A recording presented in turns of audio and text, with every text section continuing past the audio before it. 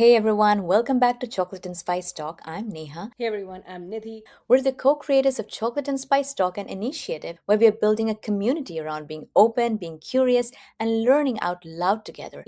We are both engineers with MBAs and have spent our career in tech. But Chocolate and Spice Talk is where we talk about all the part of it that doesn't fit neatly into a job title. For example, being sisters, moms, immigrants, women in our 40s. And today we are talking about emotional regulation. Not suppressing emotions, not pretending everything is fine, but actually understanding what is happening inside you when you're getting triggered, why you react the way you do, and what can you do differently. Have you ever completely lost it over something tiny and then realized later that you were never actually upset about that thing? You yelled at your kid over spilled milk, you snapped at your husband because he asked what's for dinner, someone sent you a text that just said okay, and suddenly you're analyzing the punctuation and wondering why they're mad at you. Or you planned an entire vacation down to the restaurant reservation, one thing changed, and suddenly it felt like your entire life is falling apart. And then a few hours later, you realize it wasn't about the milk, it wasn't about the dinner, it wasn't about the text. All right, let's start. All right. Neha, the first question is for you. Why do emotions seems to take over before our brain even catches up? The thing about emotion is that we do not give it enough credit on how much it affects our life, right? Emotions and how we regulate our emotions really affects our decision making, our attention span, our relationships, our performance at work, and also how we interpret the world around us. And if we start thinking about it that way, then it's kind of wild. And I've always wondered about it. It's like, why were we not taught about this at school? Why we were taught about math and science and I don't know, even art, but we were never taught about emotion regulation, right? Because Yeah. sometimes I get so mad and I'm like talking to myself and want to throw things, and I cannot imagine that's a good idea. And the research actually shows that emotional state can actually change the way we evaluate situations and make decisions, right? Which is scary because we like to think we are rational human beings. We think I'm looking at facts, but sometimes we are looking at the facts through whatever emotional lens we happen to be wearing that day. Like, for example, I love planning, planning vacations to the T, like everything spreadsheet type. And recently we went to a vacation and then things changed. We had an Airbnb and then elevator, it was on the fifth floor, elevator was supposed to be working. And the day we reached, looks like the elevator was broken. So we had to carry all those suitcases Oh. 5 stairs up. And then Vikram all of a sudden was hungry. We didn't have enough food. And the restaurant we wanted to go to, the reservation that I made, they just had some event there. They canceled my reservation. And I just had a meltdown, like adult meltdown. I was so frustrated. I was so unhappy. And everything, I could have reacted better. And I literally behaved so poorly that day. I'm ashamed to. When I look back, I was like, I could have done so much better. My husband was like, we're on a vacation. Who cares? Just chill. We'll figure it out. And but that's where like emotions took over. And when I look back, I just feel like it was about control, and that I had put so much energy into making it happen. I had planned it so well. And the visible emotion was like frustration, but underneath was also, I think, like kind of fear that I had not done enough. My plan B did not have a plan B. Fear that everybody would not have a good time, fear of losing control. There was like so much going on. But yeah, I mean, what I mean to say is like I just spiraled. Yeah, and in your case, I know what a control freak you are. Like I can totally see you and with your meltdown because I can see what your triggers are, and your primary trigger is if you do not know what you can do next or what's coming next, then you worry about it so much that you react in a way that has nothing to do with what just happened, right? So there's an imbalance there, and that is one potential way of not having emotional regulation, right? In your case, it's the lack of control that Yeah. makes you feel that way. So let's get into the difference. Like, what is being emotional and what is being emotionally intelligent? Right. And I think this distinction is really important because especially as women, right? Like I think, well, how do you say, like, the stamp given to most women's reaction, I see it day in and day out everywhere, not only in life, but even at work, where, if a woman reacts in a certain way, and that can be just talking about it with a certain facial expression, it'll be literally called out as this person was being emotional.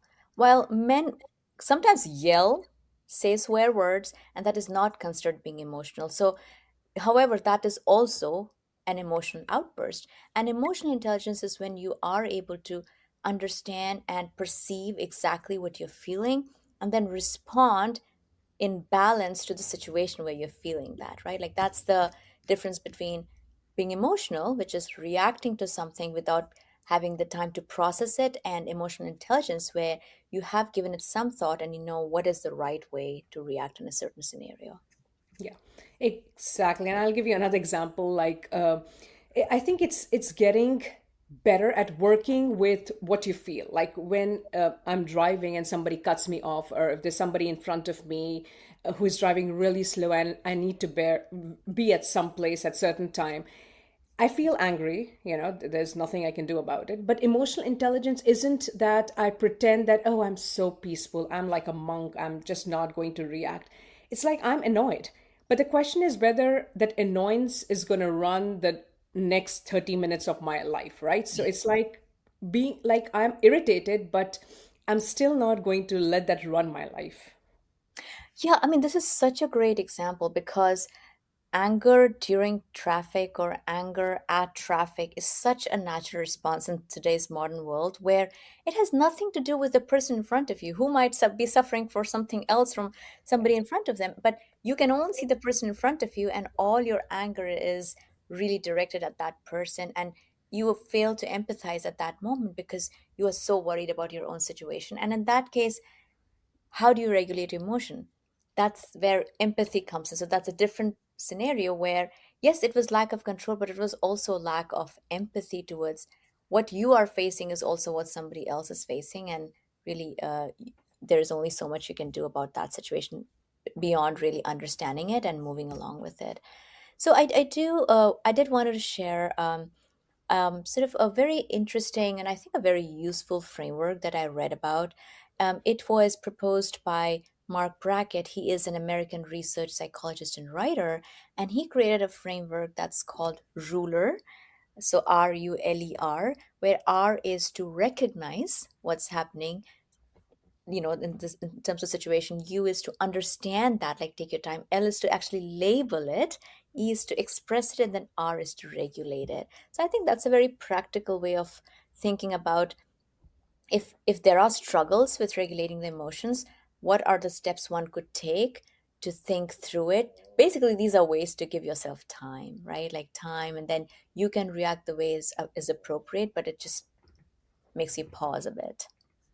All right. So I'll give you an example of the recognize portion where, like, my body is the first indicator where, when something is happening in my brain, my body reacts. Like, I have the tight chest and my heart is racing. Like, recently, I had a retro, like, we had a product release and I had a retro. And I could feel that there was some feedback is going to come my way and I was prepared for it. And I could notice that my shoulders were like creeping up to my ears, and my body is basically trying to turn into a turtle. Because, intellectually, I knew that feedback is about my work. It's not about me, not Yeah. my worth as a human being. But my nervous system sometimes doesn't get that memo at all.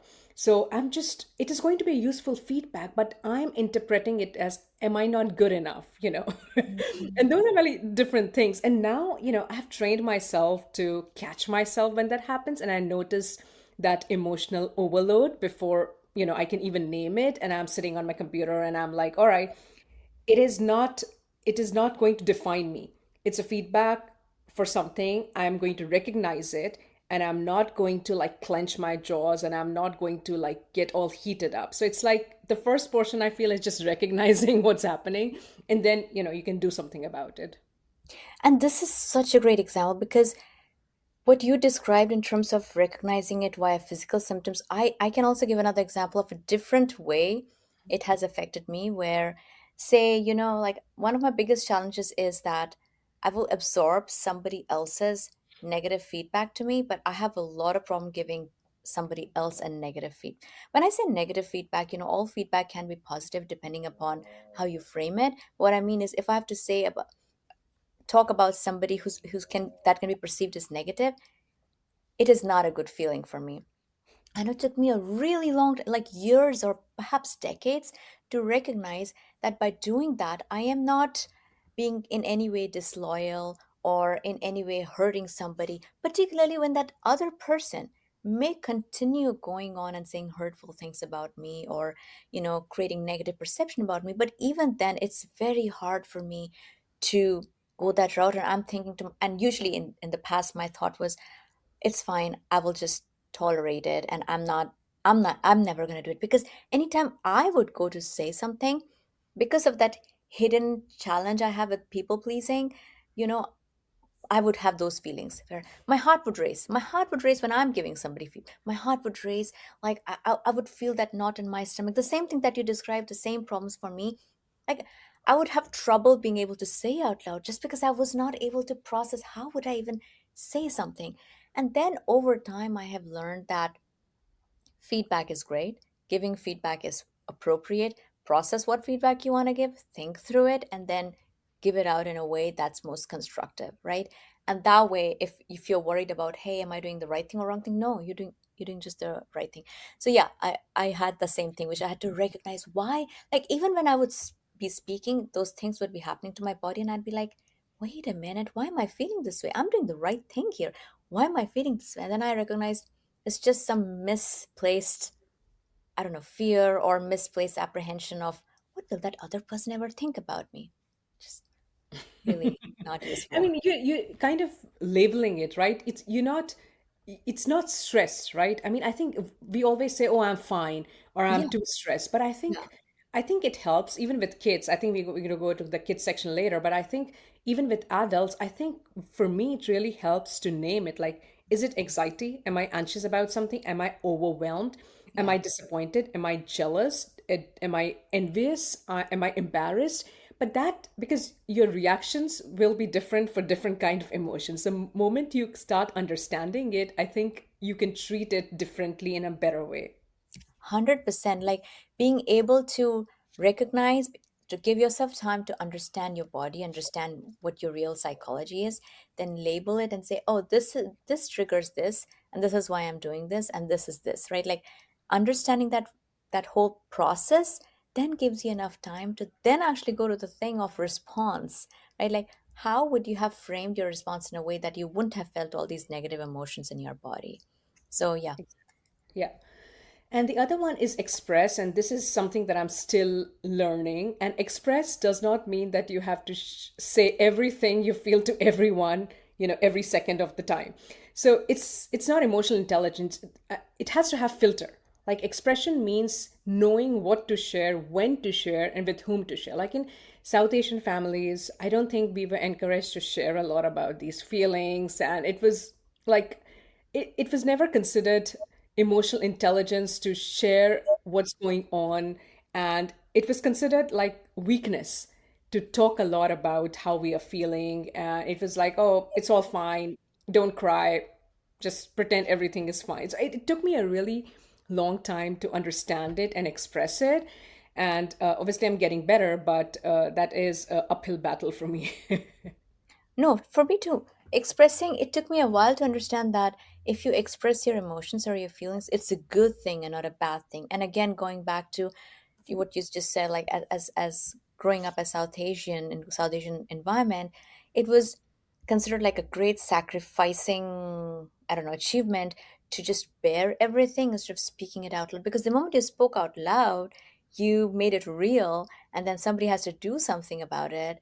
And that's a problem, right? Like, so I think the more you hide, the more you internalize it, the better. And so, of course, you and I have both internalized it to an extent that now we have to uninternalize Yeah. it in our own ways.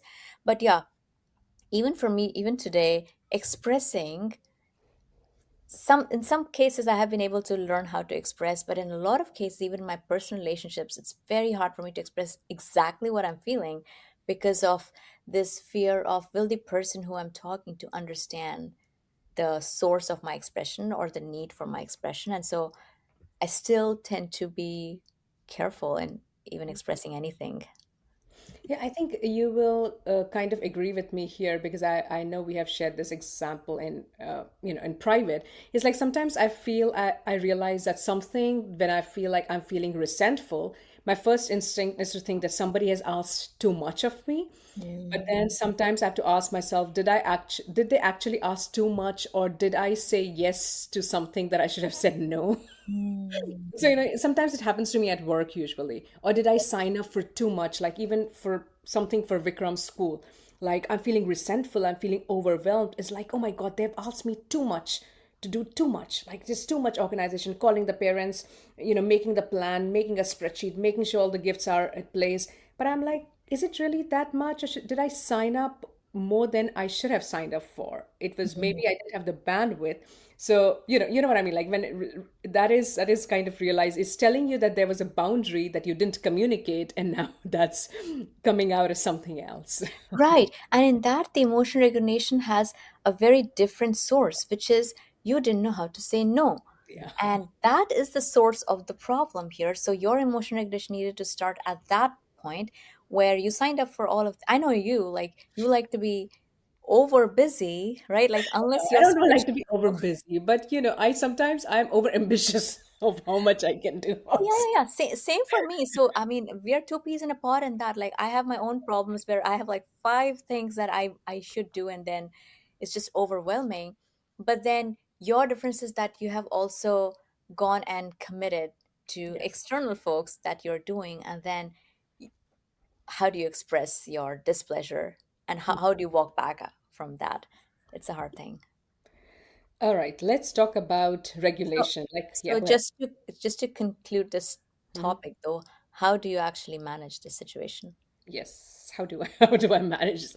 So I think that is something that I have recently started doing is like what it's called like the meta moment. The first time I feel, I just pause. Like instead of reacting immediately, I have forced myself or I'm training myself to just take a minute. Just take a minute before I say something that I cannot take back or I do something which is going to like have create some bad blood.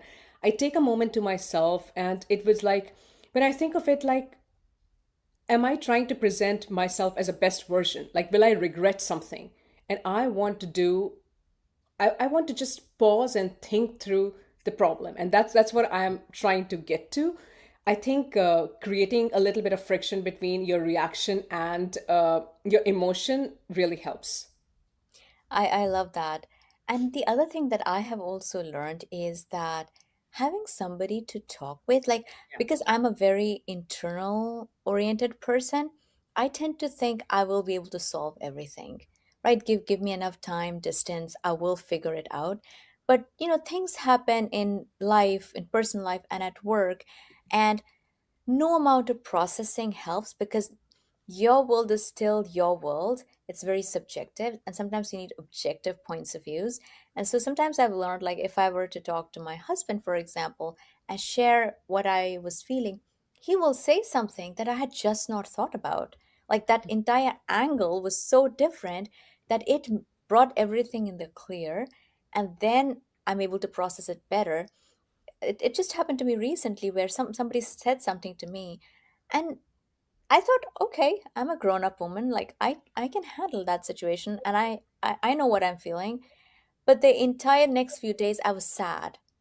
Like, I was just sad, and I'm like, I'm doing, everything is fine, everything is going fine in my life. Why I have this lingering sadness? What do I do? And ultimately I couldn't help it. I'm like, hey Ashish, my husband's Ashish, like, hey, you gotta listen to me, I gotta tell you something. And I just told him, and then he said something, and I kid you not, suddenly I felt like effervescent. I felt like, oh, let's dance and sing. And that's all it took, right? So that is another way of emotion regulation, which is sometimes you need help. And it is okay to acknowledge that you need help. And that help cannot be like five things you just do alone with yourself. You may have to go talk to some people, or if you have a therapist, go to talk to a therapist, like whatever needs to be done, and it may help you. And sometimes for a husband like that I have, sometimes you have sometimes you would tell them, I just want you to listen. Because he starts solutioning. Such a person. It's like, you can do this, you can do this. Like, I am not asking you to find me a solution to my problem. First of all, I just want you to listen. And if something good comes out of it, which is emotional, say it. But I'm really not looking for like, part A, part two, part three kind of a thing. But one thing that I also ask myself is, will I care about it next week?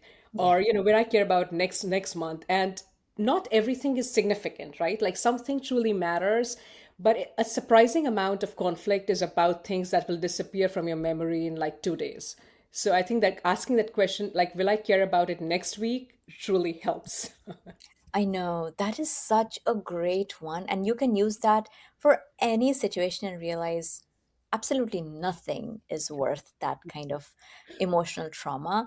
But that takes immense emotional regulation to go to that point, because in the moment you're feeling something and your brain simply does not go to that point and think, well, 5 years from now will I be feeling it? I'm like, who cares? Right now I'm upset and I want to respond in a certain way to solve it.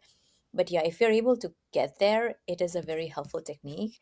And I'll also say, like, one of the things that the story that I gave was, I felt like the trigger of that was avoidance, which is, I kind of knew if I told somebody about my problem, at least I'd have a listening ear. But I just thought, why bother someone? I can manage myself. I mean, I'm a grown up. I read so many books. I have so many ideas. Clearly, I can manage.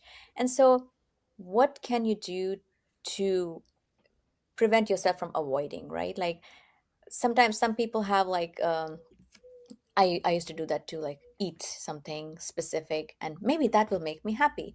Maybe if I eat a chocolate, perhaps I'm gonna be happy. Perhaps if I buy a dress, that's gonna make me happy. Instead of going to the real core of the problem, because those will give you happiness for 5 minutes or one day, but then if the core is not resolved, you're back to that unhappiness. Yeah. Food, alcohol, shopping, negative self talk, like all of these things, I think is kind of takes us away from truly understanding the emotions. And one other thing was something that we were talking about before we started recording was observing instead of absorbing. And I'll give you an example here. And if Ma listens to it, she will not be happy. But when I talk to when Ma, and she's for people who are not aware, she's a caregiver for our papa, and he's doing good, but he needs a lot of help. So she has to constantly make sure that he's well taken care of. He has kidney issues. And a lot of times when we talk, she's irritated, she's not happy. And the thing is, there's a lot of, she's expressing, she's, not happy with how things are. She might have frustration, she might be bitter about something. So initially, like even to like a year back, what I would do it, I would absorb all her feelings, whatever Mm. she's saying, and I would make myself so miserable.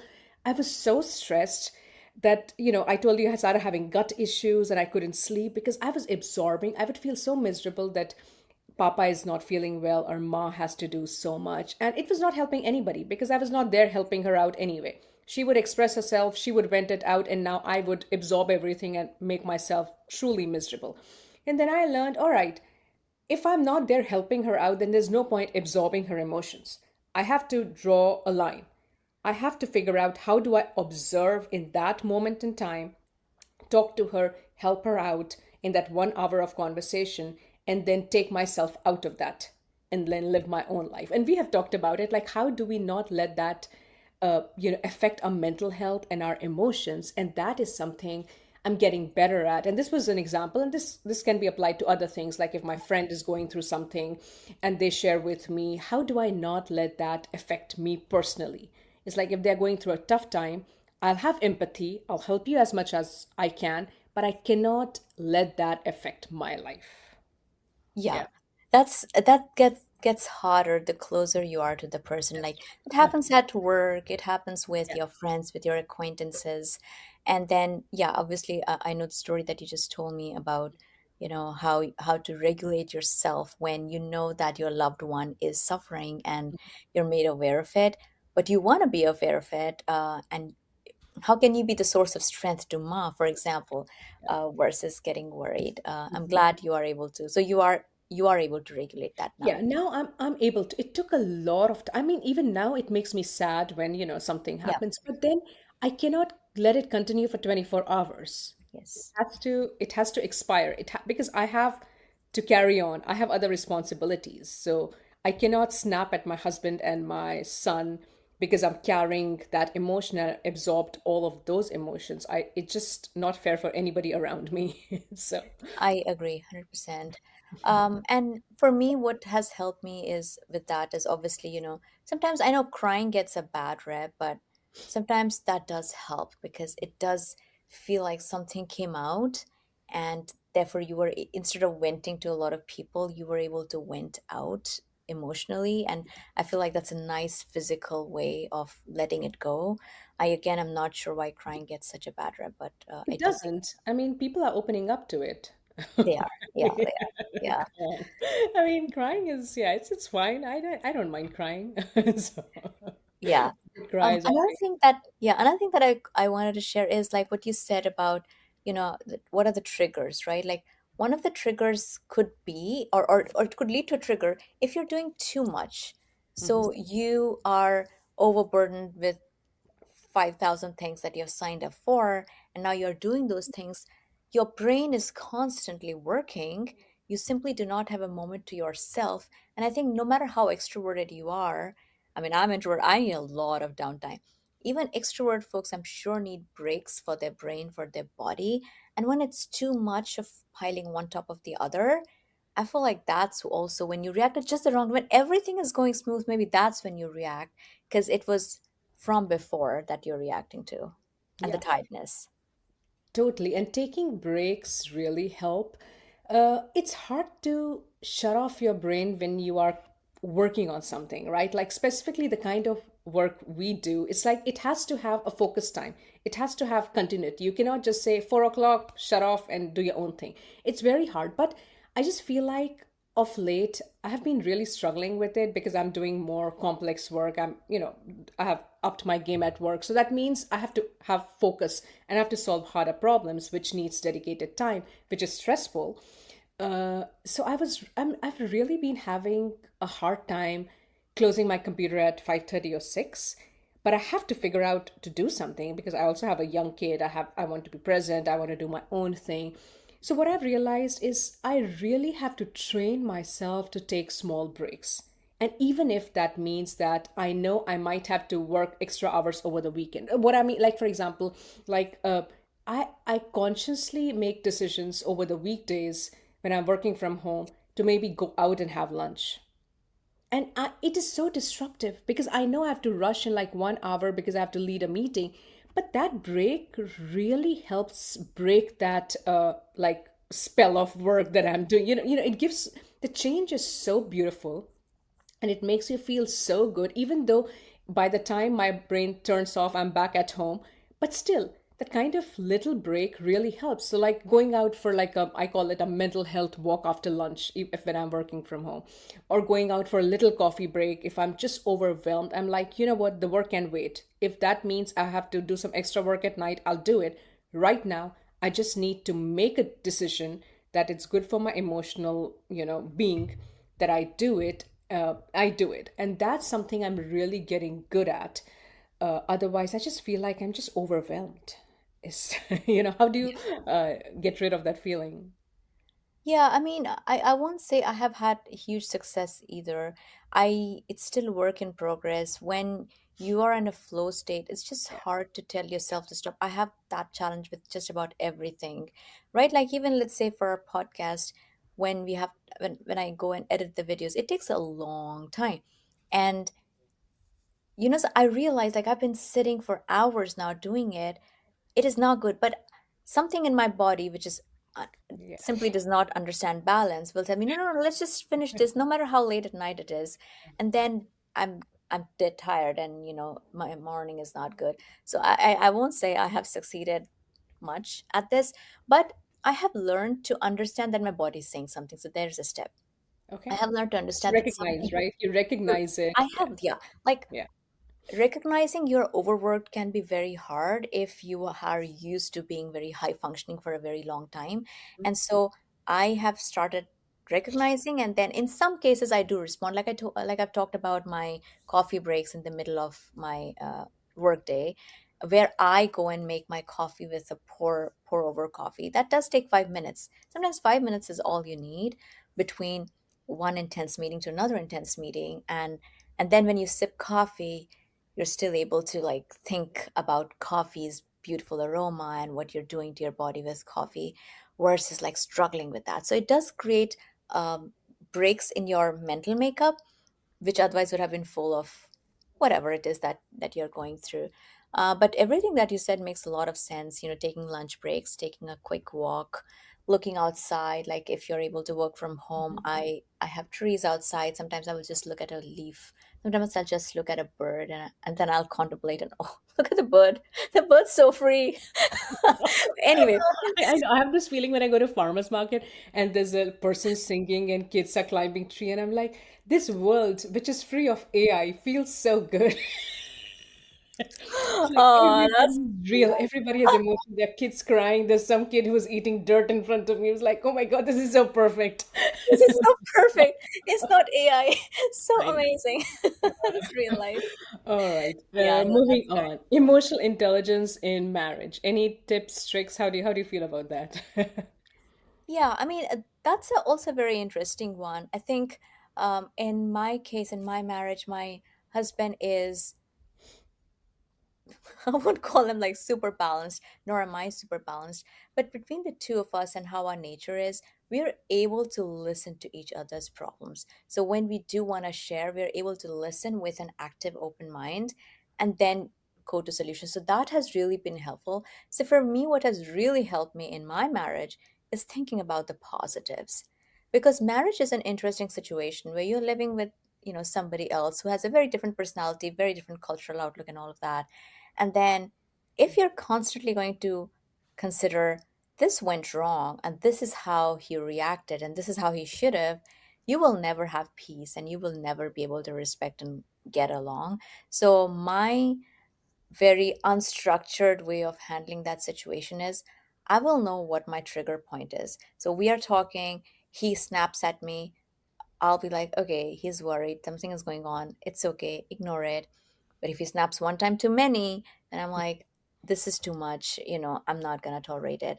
And he does the same thing. Sometimes I'm just like, hey, can you do this for me? And then I can be very how do I say, like, authoritative, and I can be self-critical. So and then he's like, hey, this is one thing too many you're asking me to do. And so then I will take back. So it's just like knowing our threshold. But again, we've been married for 22 years, so we can claim that we have understood our threshold. I'd love to hear from you on if you have, I'm sure you have a framework for Yeah. this as well. Yeah, I mean, I think one thing that you said is, I think, the pillar of a marriage, which is assume good intent. Yes. So I think that is like, I feel like that is a base of any relationship, especially marriage, when two different people have to live together. Is like, how do you make it work? Because, honeymoon period will go away eventually, and Mhm. then you have to live Yeah. with a person who's very different from you. So yeah, I mean, I think one thing that we have realized is we talk a lot about like emotional leakage in our marriage, because there are things that he brings back from home, from work, and he's angry about something happened at work, but that kind of penetrates our life and what we are doing. So we have learned to recognize it. And one thing my husband does very well is he just tells me that I need moment. And there were like 2 or 3 days where he was quiet, and I was Mm. like, did I do something wrong? And I'm like, and he was not talking. We were doing everything we were doing, but we were not having like very normal conversation and being like funny. And I'm like the fun crazy person in the marriage, and I was doing something and his reaction was like nothing, and I'm like, what's happening? And I felt like, being the person, oh, did I do something? Did I make you mad? Did I leave something messy? Did I do something? And he was like, it has nothing to do with you. I'm struggling with something. I cannot name it. I don't know what's happening. It is work related. I'm going to figure it out and I'll be fine. It took him 3 days, but I really appreciate, and that taught me something. And he could have been an unpleasant person all those 3 days when he was figuring it out. He figured it out. He took the space, and I appreciate myself too. I gave him the space. The moment he said, I need some space, I was like, all right, I'm going to back off. When you're ready, he'll let me know. So he felt better, and we talked about whatever that was happening. But like that is after 15 years of marriage. But I think when we first started living together, we had like a different way of doing things, like routines and mess, and how much space we needed. And early on, it was really easy to interpret differences as like disrespect. And it used the conversation used to be like, if you cared, you would not do it this way, you would do it differently. But over time, I think we've realized that different does not automatically mean wrong. And that is a part of, I feel like, emotional intelligence. Like part of emotional intelligence in a marriage is being able to ask, is this actually a value problem? Or is it simply like two different human beings like living together and operating in different ways? So it's like communication, but like also being respectful, assuming good intent, make sure your values are same. So I think that truly helps, is a core of emotional intelligence in a marriage. I agree. I agree. Because conflicts will happen no matter how supposedly in tune you are with each other. Two human beings make any two human beings sit together, they're going to fight. You and I fight, even though we've grown together and, know each other so well. Yeah. All right, moving on to raising kids with emotional intelligence. I'd love for you to start because Vikram is so young. Yeah, I mean, I think fear of the thing is something that when I look back at it, something that you obviously, I was a very happy kid and extroverted and all the fun stuff. But one thing I still remember from my childhood was whenever I would cry or whenever I would express my emotions, I was like turned down. I was like, don't talk about it. Don't cry, Oh, really? or it'll be fine. At least that's what I remember. I don't know who did it or what, like whatever that generational trauma. I don't know who did that to me, but I carried this on, and that is something I didn't want to do with Vikram. And so, like right now, if he's crying, if I'm feeling something, I just don't say. And if he's like, "Oh, mama, I don't want to go to school," or something happens, I just don't say, "Oh, just forget about it. You have to go to school." Like, I mean, I know it is part of gentle parenting, and I don't consider myself like a truly a gentle parent. I think I'm pretty like I have a very good discipline in our family, but I would still tell him to name his emotions. Like, all right, so are you feeling upset? Are you feeling disappointed? Are you feeling frustrated? Are you feeling overwhelming? Let's name the emotion. I cannot help you solve a problem. I'm one of those people. I feel like my job is not to make my kid happy. My job is literally to make sure that he grows up to be an independent human being and he has emotional regulation. He's able to manage his life. And I think that's how I'm helping him, lead his life. And I'll give you a fresh example. He came back from school, from summer camp, like 2 days back, and he said that, "Mama, sometimes I have to do poo poo in school, and then I'm not able to do it." And I'm like, when you have the pressure, you should go. You know how to clean yourself. You can do it.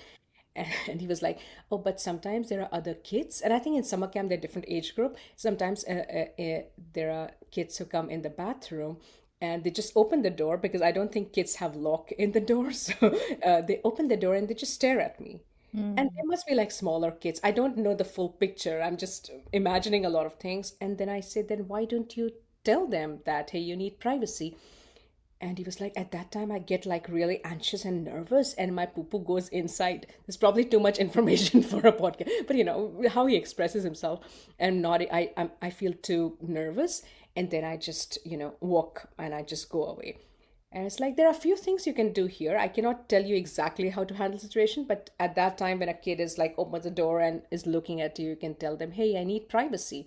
I just want you to go away. Please go away." And if they still don't listen, the other option is you can tell the teacher that, "Hey, this is happening to me way too often." But you have to solve. This is your problem to solve. You are in school. You have to handle it yourself. There are a couple of like if you can hold it, you can come back home and do. But there are a couple of different options you have. And then he was like, "All right, mama, now I don't feel nervous anymore. I feel more confident that I can handle." So these are like naming your emotions and, talking about it. That really feels, I think we can let them express and, get better at handling it. So I think that's what I'm doing. Like Vikram has been asking for a pet. You know that, like, emotionally there's a part of me that thinks, oh my god, we would love to get like a pet. But I also know that that's different. I want to make sure this is separate from reality. Do we actually have the capacity right now to have another living thing that needs my attention? Like, emotional intelligence, I feel like is boring sometimes. And it's saying that I understand that why he's asking for it, why he needs it, but that doesn't automatically means this is the right thing for us to do. And explaining that to him. The same thing when he asks for a second child. Like, when are you going to when am I going to have a brother? He's very particular. I want a brother. And I'm like, you will never have a brother. You have Aryan Bhaiya, you have Adhav Bhaiya, they are your cousins, but you will never have a brother from my belly. It's like, oh my God, I'm so bored. I'm so disappointed, Mama, that you're not going to have, and I'll not have a sibling. I'm so bored at home. And I let him express. There's nothing I can do about it. It's like, I understand you're disappointed. You just have to figure out how to play by yourself. And what else can I do? So, yeah. That's amazing the way you figured it out and the way you have, you're listening to yourself essentially versus what society, past experiences tell us. Like you are figuring out your own path with what you think is the right thing to do with your kid. I I don't think I did it that way at all. Like I was heavily struggling with what people were telling me to do and what I thought would make me look the best as a mom, which is if my kid is the happiest and if I can pretend that my kid is the happiest, then everything is perfect. And so while I did, I mean, again, my kid is now 20, so anything I remember has either rose tinted glasses or most of my memories are different. But I do remember talking a lot with him about what's happening, how are you feeling, why do you want this, like think through whatever it is that you want or ask for, think about the psychology of it. So I do notice that as he has grown up, some of those things have stuck on, which is like anytime he wants something or asks for something, he will think through it or he will talk through it, which I think is a positive correlation to that versus like somebody like me that took me a long, long time to associate or understand my psyche with the things that I'm trying to do. So yeah, I do think like everything you said about how you handle Vikram, which is understand your feelings, be okay with acknowledging your feelings, and then you are responsible for the kid, but you're not responsible for every minute of their feelings and happiness or sadness. You can help them through that. Yeah, exactly. And the permission to feel is something that I encourage, like boys, girls. I think that's a thing we need to encourage. Like, you can feel something, you can talk about something, but just because you're feeling uncomfortable, it's not my problem to make you feel comfortable. You just have to figure those things out. Like, right? We cannot live their life for them. I know. And I think talking is a great thing, especially Yeah. with kids. Like, even though, obviously my son is much older now, whenever we are able to get a chance, we try to talk through. I try to share now that I have more maturity in terms of why I felt something or why I did something. I am able to be as transparent as I possibly can, which is like he's an adult, I can be completely transparent. And I'm able to tell him exactly why I did something or what I was feeling and what my own pitfalls and challenges were. And I'm hoping that he is able to learn from my experience as well. So, as parents, I think the more we are able to express our emotions, the better they're able to understand that it is okay to express emotions and okay to have issues. Like as a parent, I acknowledge that I messed up a lot. As an adult, I keep messing up all the time, and I would love to talk about it. So I think that really helps. Yeah, Yeah. exactly. And I think everything we talked about today was it comes down to giving yourself permission to feel, right? Not permission to say anything you want, not permission to hurt anybody. I also think that emotional maturity is learning that not every uncomfortable feeling needs to be fixed immediately. You can sit with it. I think that's what, in this hustle of life, we forget to sit with what it means to feel something. And sometimes, I'm disappointed. Sometimes it feels like things are not going my way, and it's fine. And just, it's a part of being human to sit with those feelings. And then when you express it with thoughtfulness and kindness. I think our world, like, it is very easy to default to some sort of cruelty or some sort of snapping Mhm. based attitude. But if you're able to just give yourself time and sit with it, then you will realize that you do care about, you know, how you present your words, which can be extremely powerful, and your expressions, which also can be extremely powerful. And then how do you express it? So, yeah, kindness is key. Well, it was a hugely helpful discussion, I think, I right? know. Like, I mean, not that you and I have any great emotion regulation, but like just chatting about it makes you realize that it is a challenge, and it is something we have to day keep trying to work at. Yep. So here is a challenge this week for our audience. Next time you feel a strong emotion, just pause and name it. Don't say I'm fine. Not automatically. Don't say I'm stressed. I think it's really helpful to get specific. Like, am I disappointed? Am I embarrassed? Am I jealous? Am I overwhelmed? You don't even have to fix it immediately. Just the main thing starts by knowing what it is. Yeah, and my challenge would be, you know, ask somebody, ask your friend, ask your loved one, ask your partner, ask your kid, how are they feeling, right? Like, I think our default question to especially our partners, like, how are you? And they'll be like, good. And I'm like, oh, well, did you really care? It was just like you're pretending to care. And so how do you ask something in a way that they're able to open up? Because one of the hardest things to do is truly listen. Listening is hard.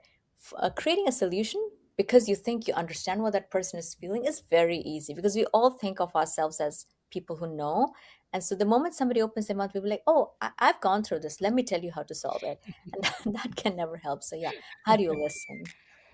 All right.